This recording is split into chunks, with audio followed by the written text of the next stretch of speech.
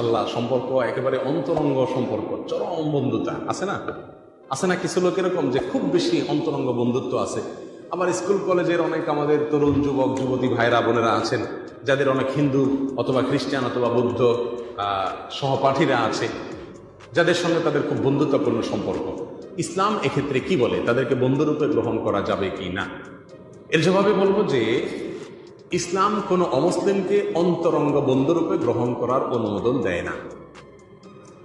সাধারণ তথাকথিত বন্ধুত্ব বলা যেতে পারে, অর্থাৎ একজন অমুসলিম সহপাঠী, তার সঙ্গে আপনি পড়াশোনার কোনো বিষয় লেনদেন করছেন, আপনার সহকর্মী কলিগ, তার সাথে কোনো বোঝাপড়ার আপনি বিনিময় করছেন, সেক্ষেত্রে করতে করতে তার কোনো ভালো গুণ আপনার ভালো লেগেছে, এই ভালো লাগা এটা দোষের কিছু না, এবং এর ফলে তার সাথে আপনার এক ধরনের সম্পর্ক হয়ে গেছে, এটাতেও দোষের কোনো কিছু না।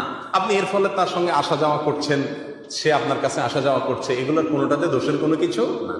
অন্তরের গভীরে তাকে বন্ধুরূপে স্থান দেওয়া, যেটাকে বেতানাহ বলা হয়েছে কোরআনের ভাষায়, একেবারে ভেতরকার বন্ধু হিসেবে তাকে স্থান দেওয়া, এটার সুযোগ নাই। এই প্রসঙ্গে কোরআনে কারীম আল্লাহ সুবহানাহু ওয়া তাআলা বলেছেন, লা ইয়াত্তাখিযুল মুমিনুনাল কাফিরিনা আউলিয়া মিন দুনিল মুমিনিন। কোনো মুমিন কোনো কাফিরকে, মুমিনদেরকে বাদ দিয়ে কোনো কাফিরকে বন্ধুরূপে গ্রহণ যেন না করে, গ্রহণ করতে পারবে না, গ্রহণ করবে না। তাহলে এই আয়াতের আলোকে এবং আরো বহু আয়াত হাদিসের আলোকে কোনো অমুসলিমকে অন্তরঙ্গ বন্ধুরূপে গ্রহণ করতে পারবে না। হিন্দুর সাথে ব্যবসা বাণিজ্য করা যাবে, লেনদেন করা যাবে, কিন্তু কোনো বন্ধুত্ব স্থাপন করা যাবে না। যেহেতু কারো বাসায় খেতে গেলে বন্ধুত্বের বিষয়টা চলে আসে, সেই জন্য হিন্দুর বাড়িতে না খাওয়াই উচিত। একান্ত বাধ্য হয়ে যদি কেউ খায়, তাকে গোশত জাতীয় কিছু খাওয়া যাবে না, আর ভেজিটেবল জাতীয় শাকসবজি জাতীয় কিছু যদি খাওয়ায় তা খেতে পারে, তবে সেটাও নিরাপদ নয়। কারণ হিন্দুদের অধিকাংশ হিন্দুই তাদের খাদ্যে পেশাব মিশায়, গাভীর পেশাব দেয়। যেমন করোনা ভাইরাসে আমরা দেখেছি ভারতে গরুর পেশাব বিক্রি হয়েছে 500 টাকা পোটলা, আর প্রচুর গোবর খেয়েছে হিন্দু ঠাকুররা, গোবর খেয়ে সব হসপিটালে ভর্তি হয়েছে।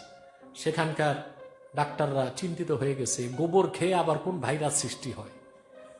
প্রচুর মুসলমানরাও এই পেশাব বিক্রি করেছে পোটলায় করে করে, 500 টাকা করে পোটলা বিক্রি হয়েছে পেশাব। তো সাংবাদিকরা সেখানে ভারতের জনপ্রিয় গণমাধ্যম সনি টিভি বা এনডিটিভি তাদের জিজ্ঞেস করেছে যে ভাই আপনারা তো গরুর পেশাব বিক্রি করেন কেন? বলে আমরা এটারে হারাম মনে করি, যেহেতু ওরা খায় তো আমরা একটু ব্যবসা করতেছি। আমাদের প্রতিবেশী হিন্দু, তারা তাদের বিয়ের অনুষ্ঠানে আমাদের দাওয়াত দেয়, জি না, কোনো হিন্দুদের কোনো প্রকার অনুষ্ঠানে যাওয়া যাবে না, তাদেরকেও দাওয়াত দেওয়া যাবে না।